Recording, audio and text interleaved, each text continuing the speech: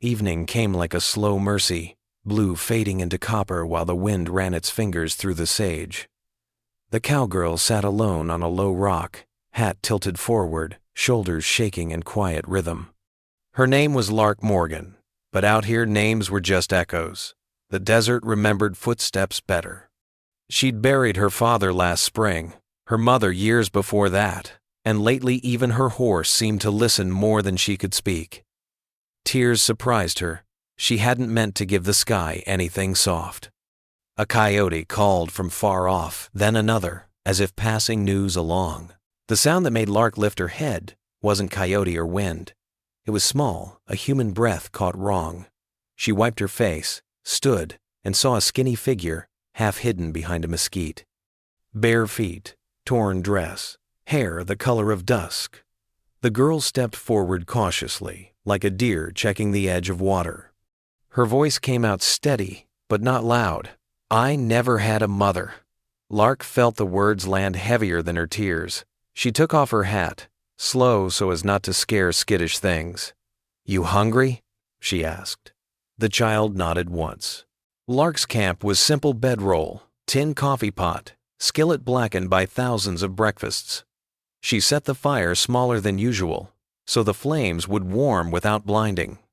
The girl squatted near the heat, palms out. "Name's Wren," she said finally, watching Lark slice jerked beef and stir beans. Lark smiled faintly. "Wren and Lark, guess the birds found each other." The girl's lips almost smiled, then forgot how. "I came from the tracks," Wren added, chin high like confession shouldn't be apology. "Walked till the sun felt mean." Lark poured water from a canteen. It forgives quicker after supper. They ate slow, steam curling from tin bowls. Wren held her spoon like it might break, bringing each taste to her mouth as if checking for tricks. Lark pretended not to watch, but she saw every flinch, every swallow. After a while, the girl leaned back, eyes softening the way deserts do when cloud shadows cross them. "You cry quiet," Wren observed, "not unkindly." Lark poked the coals. "Practice," she said. "I try to keep the noise for the wind." Wren nodded, apparently satisfied by the honesty. "You got a horse?" "Two," Lark answered. "One for me, one for leaving." When they went to the remuda line, Wren reached out carefully. The bay gelding, Huckle, sniffed her fingers, then leaned his warm cheek against her palm. The child's face changed surprise, then something like relief. "He trusts you," Lark noted. "Animals always tell the truth." Wren didn't answer, eyes shining in the lantern light as if remembering when truth last touched her. Lark gave her a blanket and watched her bed down beneath the wagon's shade. Sleep came quick for the girl, slow for the woman. Lark lay awake, counting constellations she didn't know names for, telling herself steadiness is a prayer. Morning arrived with the smell of coffee and damp dust. Wren woke alert, like birds do, and folded the blanket before Lark could ask, "Where you headed?" Lark tried to sound casual. Wren lifted a shoulder. "Nowhere after somewhere." The kind of answer that hid bruises. Lark set cornbread in the skillet, butter sizzling like good news. "You can ride with me a while," she said. "I'm trailing south to a line shack that still remembers my family name. Plenty of chores, and not much conversation." Wren studied her. "I can do chores," she said quickly, as if afraid permission might expire. They rode side by side, the desert keeping pace with 1,000 small sounds, grasshoppers flicking, a hawk stitching air high above, iron shoes tapping rock. Wren sat straight despite the too big saddle, hands light on the horn. Lark watched her from the corner of her eye. Street kids slouched. This child carried herself like trouble. Had already measured her, and she'd learned to be taller. "Where's your people?" Lark asked, when the quiet felt sturdy enough. Wren's mouth thinned. "Rail camp. I left when a man left his hand where it didn't belong." Lark's jaw tightened. "You done right." The line shack appeared by noon, a squinting box of weathered boards set against a slope of red stone. Lark dismounted, tied Huckle and the pack mare, then opened the door with her shoulder. The place smelled of old smoke and mouse plans. "Home," she announced, half a joke, half a promise. Wren went to work without instruction, sweeping with a willow broom, airing blankets, fetching water. Lark split kindling, listening to the girl's feet map the room. Work is a grammar some people speak together without thinking. By sundown, the shack felt less like a boarded-up memory and more like an intention. That night, Lark cooked potatoes crisp at the edges and stew thick enough to stand a spoon. Wren ate well, but didn't hurry, as if honoring the distance each bite had traveled to reach her. After dishes, the girl explored the shelf by the window, 3 books swollen by rain, a deck of cards missing the Queen of Hearts, a brass locket green with age. "Who's this?" Wren asked, fingering the locket's cold face. Lark took a slow breath. "My mother's. Found it in the ashes after the house burned." Wren handed it back gently, like passing a sleeping bird. Wind rose after dark, patrolling the eaves. Lark lay on the bunk and listened to the boards talk their language of creaks and small complaints. Wren shifted once on the pallet by the hearth, but didn't cry out. Lark's body remembered nights when she'd listened for footsteps that never came, promises that did and didn't. She reached down, touched the locket beneath her shirt, felt the dent where heat had kissed it wrong. "You ever wish for different?" she asked the boards. They answered with the same patience the desert used on rivers. "Keep going, and something will give." Days settled into usefulness. Lark taught Wren to mend fence with wire and stubbornness, how to read a sky's throat for rain, how to coil a rope so it didn't tangle like old regrets. Wren taught Lark to listen again to the tremble in a foal's knee, the secret paths mice rode in dust, the quicksilver way happiness flickers in a child who isn't sure it's allowed. They spoke little, but every silence grew warmer. At noon, Lark shared stories of roundups long gone. At dusk, Wren pointed and named stars she'd made up just to have something that was hers. Trouble usually sends a scout ahead. Theirs arrived as a rumor on a freighter's tongue when Lark rode to town for salt and nails.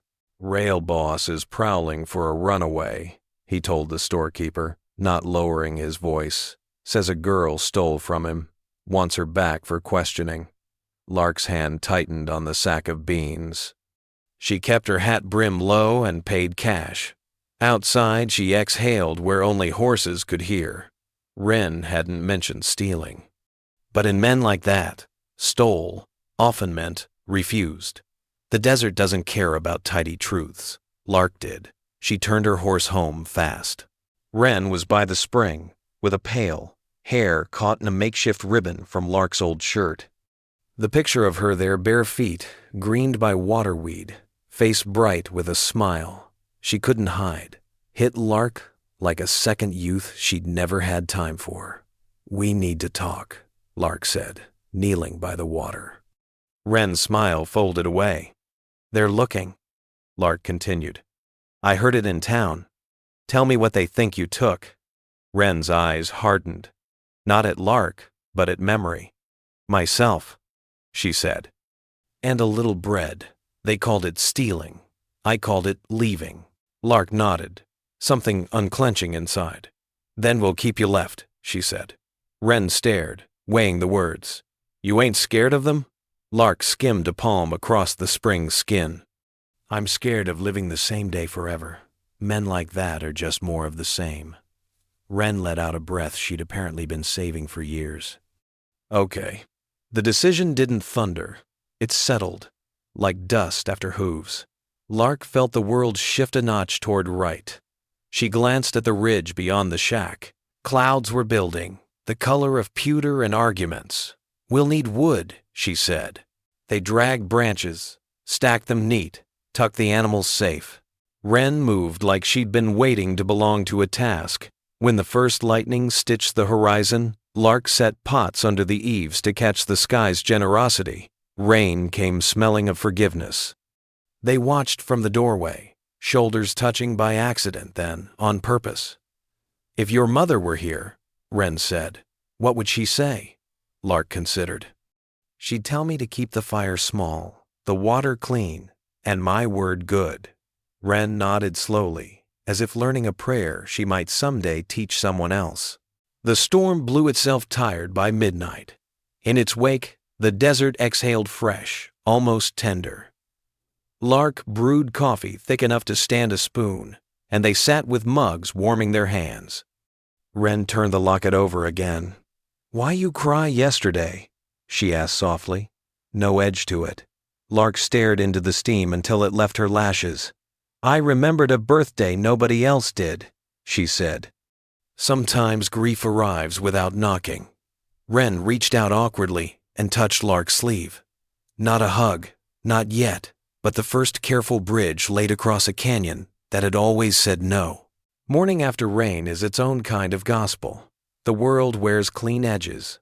Even loneliness looks brushed. They saddled up to check fences for washouts. Wren rode Huckle while Lark took the pack mare, their tracks making temporary handwriting on the renewed earth. Near the south boundary, Lark spotted sign she wished were deer boots, 3 sets, recent. She dismounted, pressed 2 fingers to the print. The heel was chipped in a way she remembered from the store's porch. "They've been here," she said. Wren's hands tightened on the reins. Lark put a calm she didn't entirely feel into her voice. "We'll be fine." Back at the shack, Lark moved the few things that mattered into readiness. Papers, water skins, jerky, matches, the locket. She showed Wren how to pack a bedroll tight, how to leave without looking like fleeing. "If they come, we don't run," she said. "We move." Wren practiced the words under her breath, as if repeating could make them true. In the afternoon, they baked bannock on a flat stone. Lark taught Wren the trick of turning it with a stick so the center wouldn't sulk. Small skills build a life like fence posts, one sturdy thing beside another. The men arrived at dusk, when shadows do most of the lying. 3 riders, hats pulled mean, eyes already counting what wasn't theirs. The leader raised a hand like a judge. "We're after a stray," he said. "Rail boss says a girl bolted with goods." Lark leaned on the door frame and let her silence make its own shape. Wren stood behind her, chin lifted, not hiding. "Nobody here owes your boss," Lark said. "He can take it up with the sheriff if he remembers where the law lives." The men smiled without humor. "Law's wherever we ride," the leader replied. Lark felt the desert gather behind her like a quiet crowd. She didn't raise her rifle. She kept it visible. "Supper's hot," she said, voice smooth as creek stones. "You can eat and leave like travelers, or push and find out whose ground you're standing on." The wind paused, listening. Wren's hand found Lark's sleeve. Small and fierce. The leader glanced at the sky, at the damp earth, at the woman who didn't blink. "We'll be back," he said finally, turning his horse in a tight, angry circle. Lark watched them go, then exhaled slowly. "Part 2, she murmured. "We write it tomorrow." Night fell heavy, though neither Lark nor Wren lay down. They sat by the fire, mugs in hand, listening to the coyotes carry messages across the ridges. "They'll be back," Wren whispered. Lark nodded, her eyes on the flames. "Then we'll be ready." She wasn't sure if the girl meant fear or resolve, but she knew both lived under the same roof.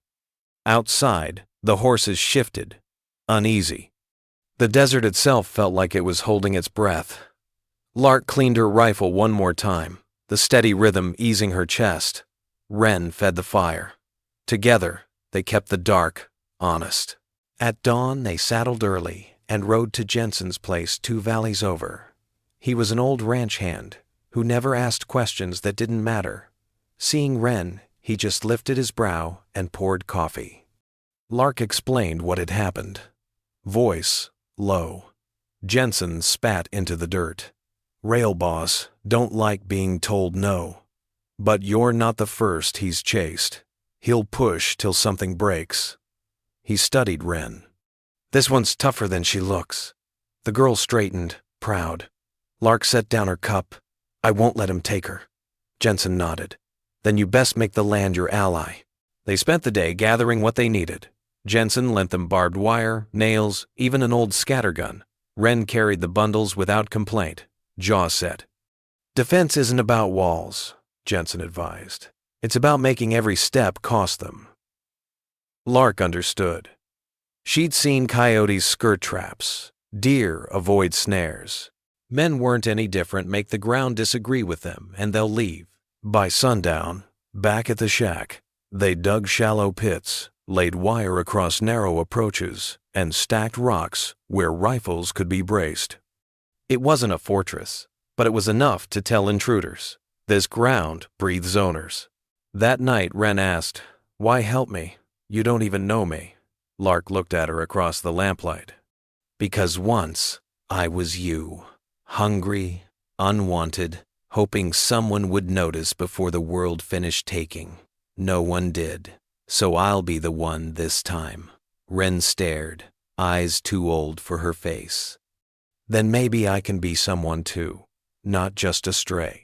Lark felt her chest twist, the ache of remembering what she'd wanted, mixed with the strange hope of giving it away. She blew out the lamp. "In the dark," she said softly, "you already are." Days passed with uneasy calm. The men didn't return right away, but Lark knew silence was a scout, not a surrender. She and Wren worked hauling water, patching fences, keeping horses close. Every chore was also practice: how to move quickly, how to listen for hoofbeats under wind. Wren proved steady, her small hands strong. She learned to load cartridges without spilling, to swing a rope with accuracy. Lark marveled at how quickly survival became schooling. One evening, as they watched the sun slide down, Wren whispered, "Feels like we're building more than fences." Lark nodded. "We're building tomorrow." The return came on a Sunday, when the sky was bright and cruel. 6 riders this time, dust trailing like banners. Wren saw them first, eyes sharp. "They're here." Lark saddled Huckle fast, her rifle across the horn. "Remember, don't fire till you must." The riders circled, laughing, their leader sneering. "Thought you could hide a thief here, cowgirl?" Lark sat straight, face calm. "She's no thief. She's mine." The words surprised even herself, but once spoken, they rang true. Wren's eyes widened, then hardened with pride. The leader spat. "Then you'll both pay." He raised his hand. Hooves thundered forward. The first rider met wire strung low across the path. His horse stumbled, throwing him hard. Shots cracked, dust jumped, and Lark fired steady from cover. Wren worked beside her, loading and handing cartridges. The girl's hands didn't shake. The raiders cursed, firing wildly, but the shack's walls held. One bullet splintered the doorframe, grazing Lark's arm. She barely flinched, focusing instead on breath, on rhythm. Buckshot thundered into the soil, scattering attackers. The leader pulled back, regrouping.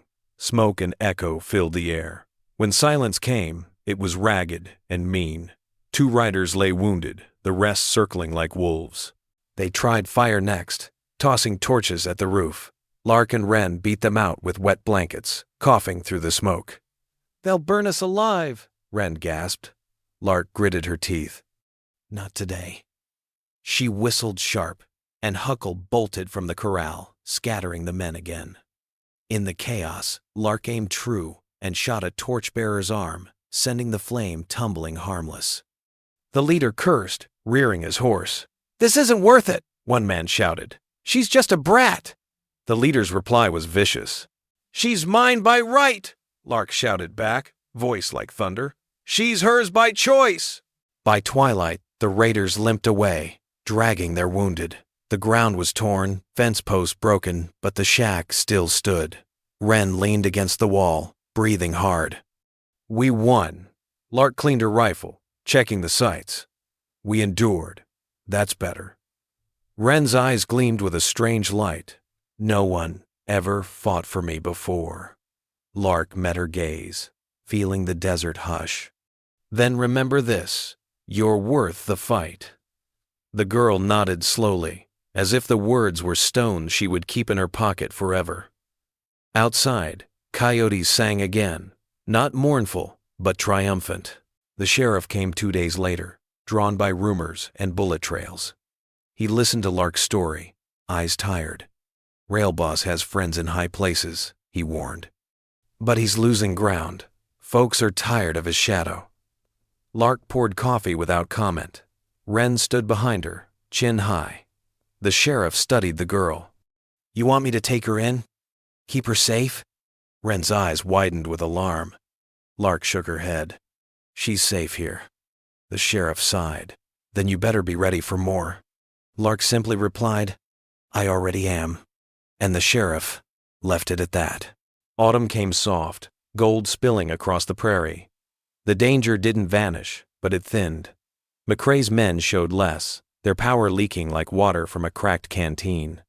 Neighbors began to drift closer, Jensen bringing flour, old Mrs. Tate sending quilts, a young hand offering to help mend fences. Community, slow but sure, wrapped around Lark and Wren. One night, Wren leaned against Lark by the fire and whispered, "Feels like family." Lark swallowed hard, staring at the flames. "Family isn't blood," she said. "It's who stays." Wren smiled, small but real. "Then I guess I finally have one." Lark found herself changing too. Where once silence had been her companion, now laughter slipped in awkward, surprised, but welcome. Wren teased her about the way she burned bread, about how Huckle only listened to her half the time. In turn, Lark taught Wren to braid rope, to shoot straighter, to ride with balance. They became rhythm more than words, their bond woven of small moments stronger than any vow. Sometimes Lark would catch herself watching the girl and think, so this is what it feels like to have someone worth all the scars. One evening, as the sky bled purple, Wren asked softly, "Did you ever want children?" Lark froze, hand pausing over the coffee pot. Memory stabbed sharp dreams, buried with the fire that had taken her family. She forced a breath. "I thought I did. Then I thought the chance was gone." Wren's voice was quiet, almost fragile. "Maybe it came back." Lark met her eyes, saw both the hunger and the hope there. She reached out, touched Wren's hand. "Maybe it did." The words felt heavy and light all at once, like rain promised after drought. The next challenge came not from raiders, but from within. Wren grew restless, eager to prove herself, to ride into town alone, to show she wasn't just a child hiding. Lark argued, stern. "The world's teeth are sharp," Wren fired back. "So are mine." The fight left silence sharp between them.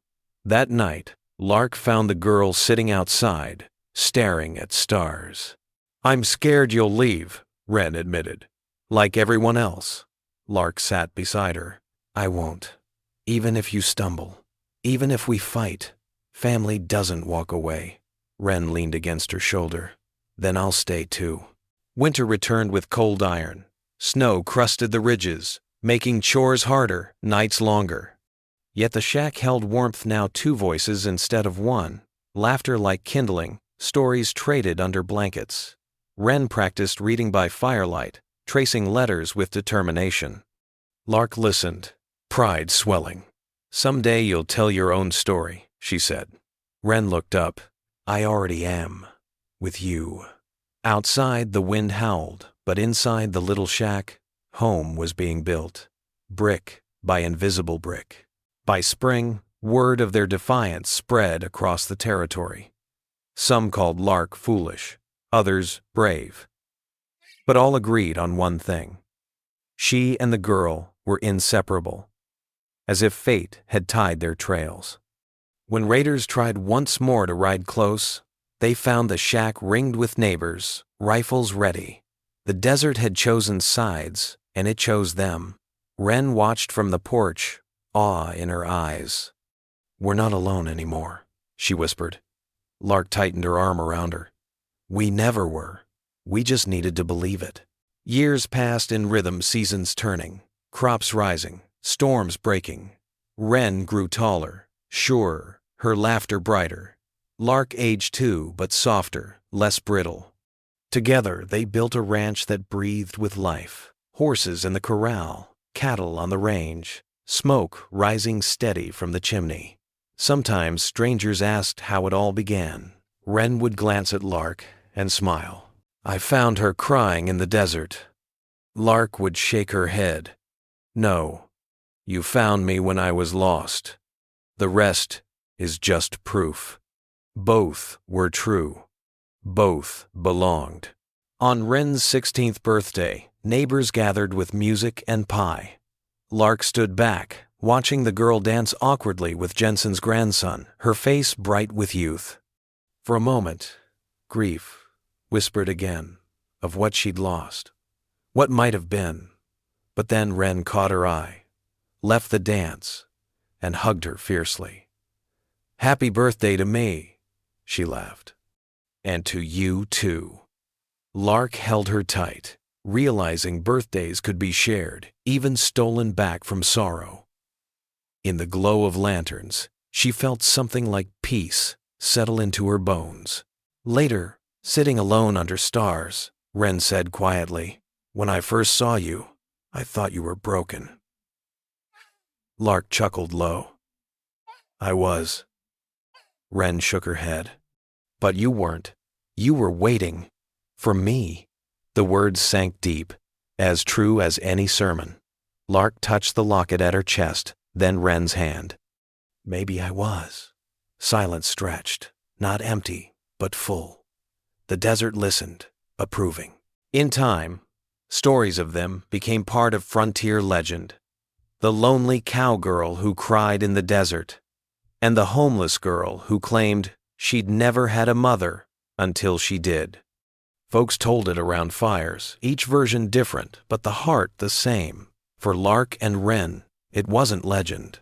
It was life, stitched together from tears and laughter, bullets and bread, silence and song. And whenever strangers asked what bound them, Wren would simply smile and answer, "Family." Lark would add nothing, because in the desert, the truest things don't need repeating.